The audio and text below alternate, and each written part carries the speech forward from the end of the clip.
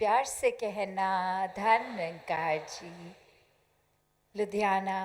के इस प्रांगण में जहाँ सभी सिर्फ इस शहर से ही नहीं, आसपास के भी गांवों से, शहरों से आए हैं और मन में भाव भक्ति का लेकर कि ये निराकार, ये परमात्मा, ये हर कण कण में जिसका वास है, ये अंग संग रहने वाली सच्चाई जो शुरू से है, आज भी है और हमेशा रहेगी। चाहे और कोई चीज़ या इस कादर की और कोई एक ये कुदरत रूप, चाहे वो धरती हो, कोई और ग्रह हो, कुछ और हो, सब ने ख़त्म हो जाना है। इंसानों ने भी अपना समय जीकर फिर इस संसार में नहीं रहना। तो ये भक्तों ने हमेशा से उजागर किया कि इस संसार में जितने भी पल मिले हैं, ये श्वासें जब चल रही हैं, इन श्वासों का मोल डाला जाए, ये श्वासों को इस परमात्मा के प्यार में लगाया जाए, भक्ति में लगाया जाए, एक अपने मन में सेवा भाव पूरे संसार के लिए, समाज के लिए एक डाला जाए और कैसे समर्पित होके फिर ये मन भी सुमिरन में लगता है, इस निराकार के साथ अपना नाता और जोड़ने में। और भक्तों ने हमेशा यही समझाया कि घर परिवार समाज में रह के ही भक्ति की जा सकती है। इसको इसी तरह करना है, सभी का साथ देना है, सभी के लिए उपस्थित रहना है। एक हर एक के प्रति ये करुणा का भाव विनम्रता के साथ हो। कैसे एक अक्सर इंसान कोई ना कोई वजह बना लेता है कि कोई और पसंद नहीं, ये कारण है, इस इंसान को इस कारण से मैं पसंद नहीं करता, और किसी इंसान को तो बेवजह ही पसंद नहीं करता। तो ऐसे भाव जब होते हैं तो ये बहुत जजमेंट्स किसी के भी प्रति हम अपने मर्जी की कोई भी बात बना के एक उसको दोषी करार दे देते हैं, उसका कोई ना कोई एक अंदर खामी बाहर निकाल देते हैं। और एक कहानी में भी जहाँ एक चिड़िया कोई पेड़ ढूंढती है कि कैसे एक घोंसला बनाया जाए, और वो एक पेड़ के पास जाके पूछती है कि आप थोड़ी सी टहनी की जगह दे दें तो मैं घोंसला बनाऊं, मेरे अब बस ये अंडे रूप में ये बच्चों को मैंने जन्म देना है। तो वो पेड़ आगे से उस पक्षी को मना कर देता है, उस बर्ड को, और वो दूसरे पेड़ के पास जाती है और वहाँ दूसरे पेड़ ने वो जगह दे दी और ये एक घोंसला उस पे बन गया। और जैसे ही घोंसला बन के तैयार होता है, कुछ ही देर में एक आंधी इतनी तेज़ आती है और जो पेड़ पहले जिससे ये पक्षी पूछने गया था स्थान के लिए, वो पेड़ उस आंधी को सस्टेन नहीं कर पाता, एक उसमें टूट जाता है, बिखर जाता है। और अब वो पक्षी इतरा के बहुत उस टूटे हुए पेड़ को देख के कि एक ये देखो, मैं आपसे एक आशियाना बनाने के लिए जगह मांगने आई थी, अब आपका ही कोई अस्तित्व नहीं रहा। और वही वो पेड़ समझाता है कि मैं जानता था मैं कमज़ोर हूँ, मैं बारिशों को नहीं झेल पाऊँगा, मैं हवाओं को नहीं झेल पाऊँगा, उसी वजह से कि आप और आपका परिवार सुरक्षित रहे मैंने जगह नहीं दी, वरना एक बारिश आती मैं भी गिरता, आपके अंडे भी टूट जाते। तो ये मन में जजमेंट्स कितनी जल्दी आ जाती है। सिर्फ एक कोई पक्षी की कहानी तो ये चलो उदाहरण रूप हो गया, पर हम अपने अंदर भी जब झांकते हैं कि किसी ने हमें कोई अगर कहीं कोई चीज़ चाहिए वो मना कर दी, तो उस इंसान के लिए अपने दिमाग में विचार धारणाएं कि कोई कारण उनका, अपनी मजबूरी कोई और वजह भी रही होगी, पर उस इंसान ने हमारा काम करने से मना कर दिया, तो उसके प्रति नफ़रत एक बना ली दिल में। और साथ ही सिर्फ अपने तक नहीं, फिर जा के उस इंसान के जो भी और जानकार हैं उनको भी बता दिया। आजकल मॉडर्न युग है, तो कभी एक सोशल मीडिया पे भी एक देख कर किसी को कांटेक्ट कर लिया कि आपके वो जानकार ठीक नहीं है, ठीक व्यवहार नहीं कर रहे, उनके साथ आप भी संबंध तोड़ दीजिए, एक उनसे बात मत कीजिए, या कोई भी तरीका ये नफ़रत का इंसान ढूंढ ही लेता है। और सिर्फ खुद तक नहीं, एक जजमेंट्स अपनी बना के हर एक तक फिर वो बातें, चाहे वो एक अक्सर खुद के साथ बीती भी नहीं हो, सिर्फ एक कहा सुनी अफवाह या र्यूमर्स का रूप, इसको भी फैलाने में फिर संकोच नहीं करता कि ये फैक्ट चेक है कि नहीं, ये बात वाकई ही हुई कि नहीं, बस हम तक पहुंच गई और अब एक अपनी जिम्मेवारी ही समझ लेता है कि इंसान के हर एक तक ये बात पहुंचाई जाए। और अक्सर ये इतने इंसानों को बताने के बाद भी जब ये एहसास होता है कि ये जो हमने बात बताई थी वो तो फेक थी, वो नकली बात थी, वो बनावटी बात थी, और अब तो ये हम ही बन गए उस बात का इतना प्रचार करने वाले। तो बात वही कि इस परमात्मा ने तो ये जहाँ बुद्धि दी है, विवेक दिया है और ये चेतनता है, कौन सी बात को एक कहना है, नहीं कहना, या कोई भी बात जो एक वाक्य ही परोपकारी बात है उसको तो फैलाएं, पर और अन्य किसी के बारे में कोई किसी को जहाँ नीचा दिखाने की बात है, किसी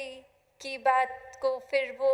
एक फैलाना तो दूर, पहले एक कम से कम फैक्ट चेक करके ही देख लें। और कोई अगर हमें किसी से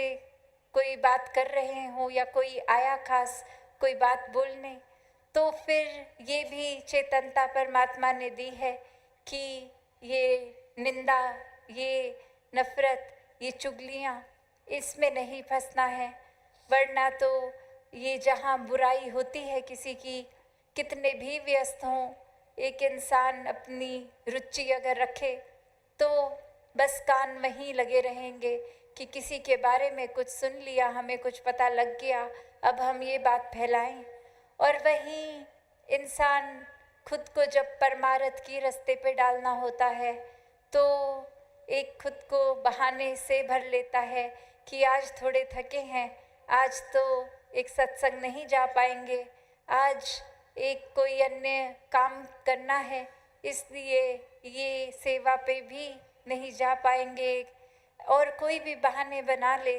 पर जैसे ही एक ये बात आती है कि किसी की बारे में बात है, तो वहाँ भी वो चेतनता का फिर कोई प्रयोग नहीं जो करते,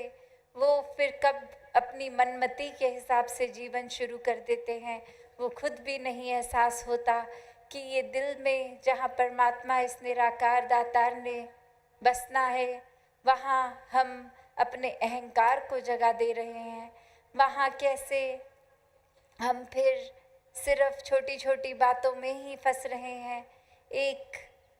संसार की चीज़ों को प्राथमिकता दे रहे हैं, जबकि हर पल इस इंसान का ध्यान अगर ये एहसास में हो, इस परमात्मा में हो, तो फिर सभी काम सहज भी हो जाएंगे। कोई एक अपना मन बुराइयों की ओर भी आकर्षित नहीं होगा, एक पावन पवित्र परमात्मा का एहसास, ये अंदर से ये ठंडक, एक सुकून में रहने वाली अवस्था हो जाएगी, फिर जीवन भी बहुत सहज हो जाएगा। फिर हर पल बस ये ब्रह्म ज्ञान द्वारा जो निराकार का एहसास, ये अंग संग हर समय देखने के लिए ये जो भाव बनते हैं, तो फिर ये वहीं एक टिका रहता है ध्यान। फिर चाहे कितने भी प्रलोभन आ जाएं संसार में, ये डिस्ट्रैक्शंस के रूप हों, भक्त तो हमेशा वो एक डिस्ट्रैक्शंस के अंदर चाहे जीता उठता खाना बैठता बाकी इंसानों की ही तरह है, बस ये अपने फोकस, अपनी प्रायोरिटी की बात है कि फिर परेशानियों पे, एक छोटी छोटी चीज़ों पे, तंगदिलियों पे, एक छोटे नज़रिए में फंसना है, या ये असीम परमात्मा जिसका ना कोई स्टार्टिंग पॉइंट ना एंड पॉइंट है, इसके साथ अगर जुड़ें तो वाकई ही सोच भी विशाल होगी, दिल भी विशाल होंगे,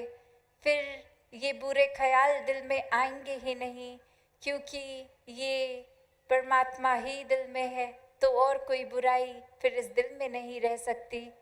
तो कैसे इस संसार में हर कोई जहाँ परमात्मा की भक्ति किसी भी रूप में कर रहे हैं, पर वाक्य में तो ये प्रेमा भक्ति की बात है कि पहले परमात्मा को देख के फिर ये जो प्यार होता है, लगन लगती है, फिर वो एक हर पल में परमात्मा की कृपा ही दिखती है। हर पल में चाहे वो हमारे हिसाब से कोई चीज़ ठीक है कि गलत है, ये मन में विश्वास है कि ये पूरे का किया सब कुछ पूरा, कि ये हमारे हिसाब से अगर ठीक नहीं भी है, पर ये परमात्मा के अनुसार है तो बहुत ही ठीक है। तो बात वही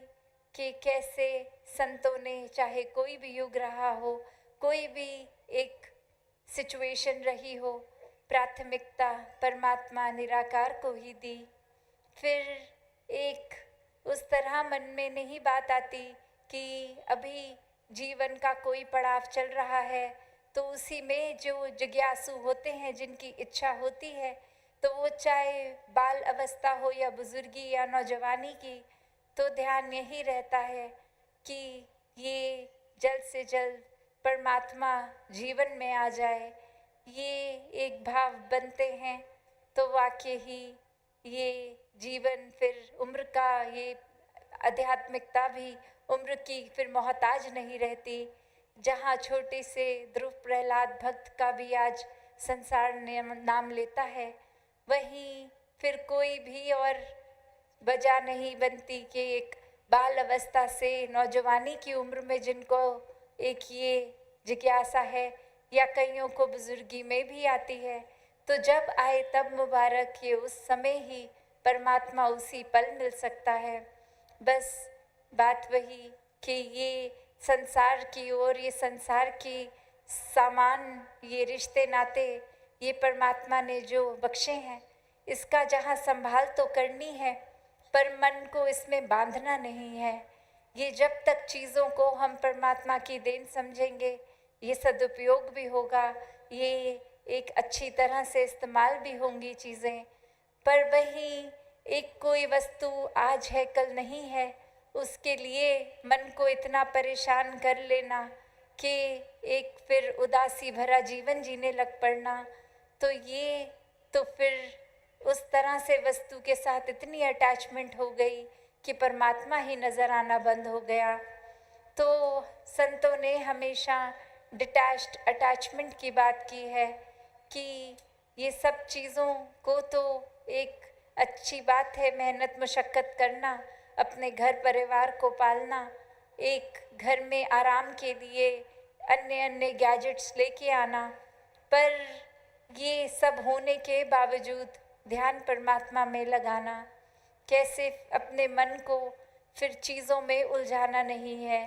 ये परमात्मा में जितना ध्यान और लगाते हैं, अक्सर एहसास होता है कि घर के आपसी रिश्ते भी और संवर रहे हैं, उनमें और महक आ रही है। कैसे फिर कभी भी नज़र किसी की ओर पड़ती है तो वो बुरा या वो बेगाना लगता ही नहीं है, वो हर कोई अपने ही परिवार रूप दिखते हैं, अपना ही अक्स दिखता है। और कैसे फिर हर एक में परमात्मा रूप स्वयं,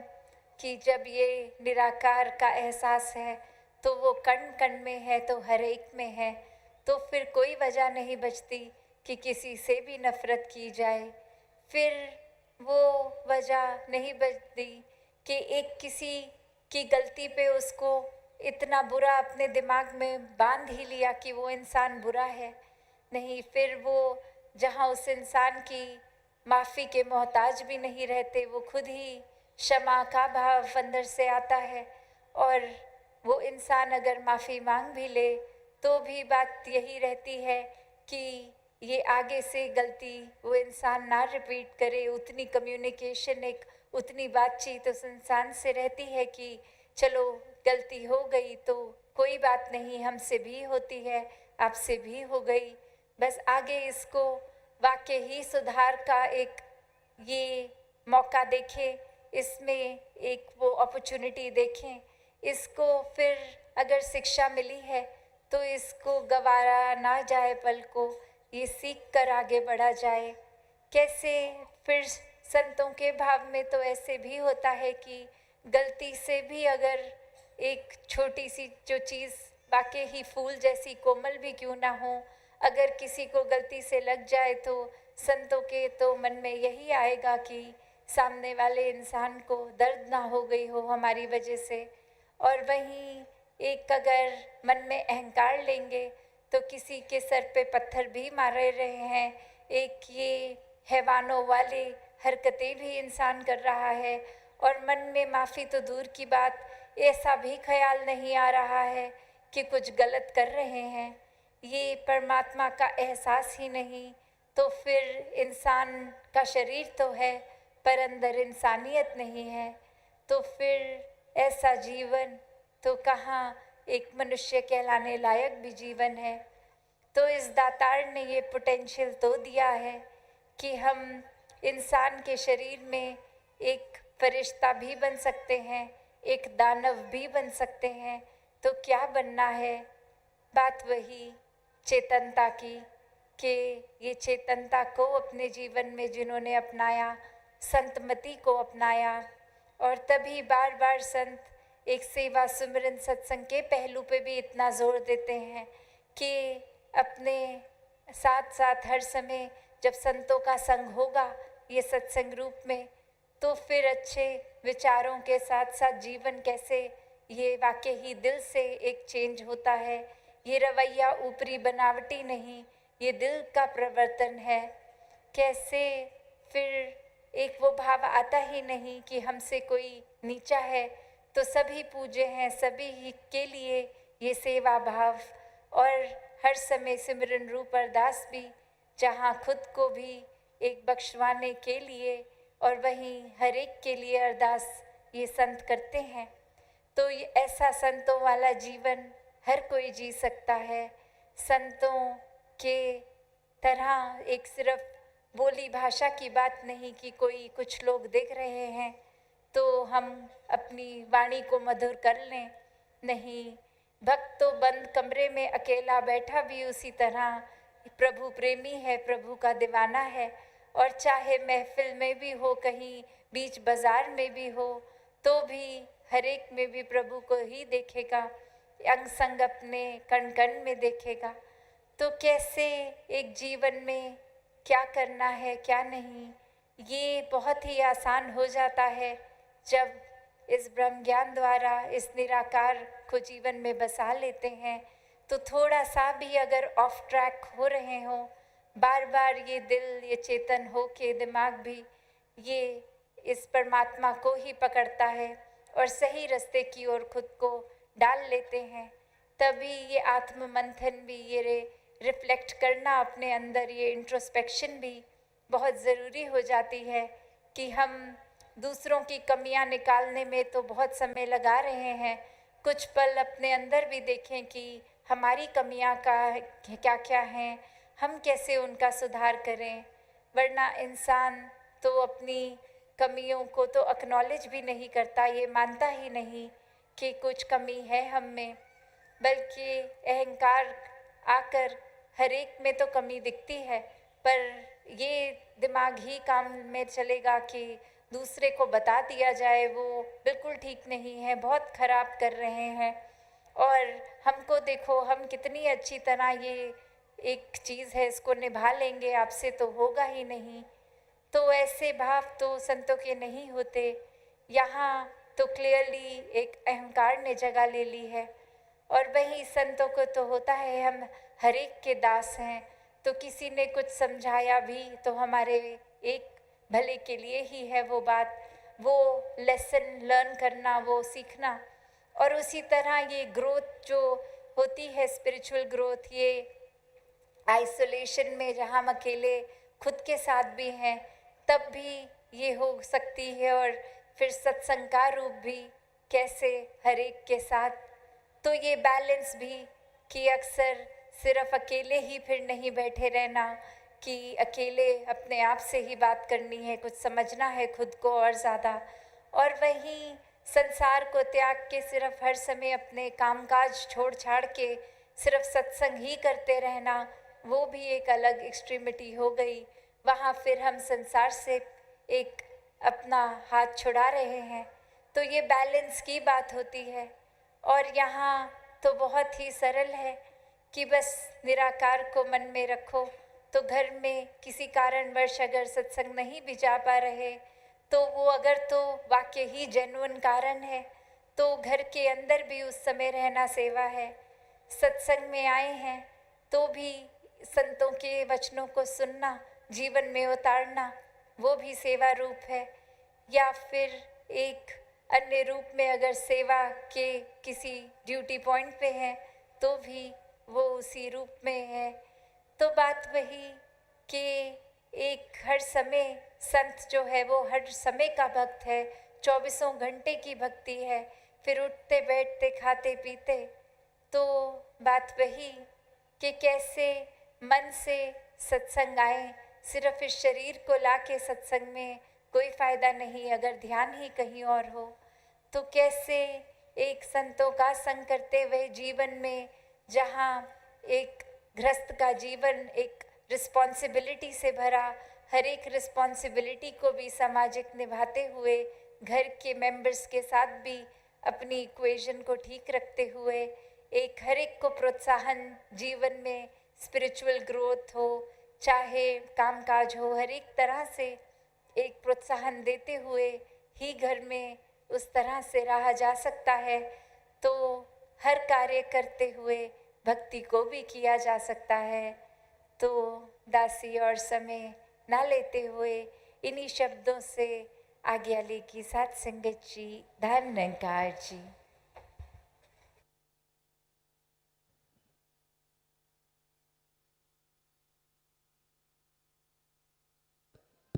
सत्संग ते इसे तरह ਅਸੀਂ ਸਾਰੇ ਆਪਣੇ ਆਪਣੇ ਸਥਾਨ ਤੇ ਬਣੇ ਰਵਾਂਗੇ। ਸਿਮਰਨ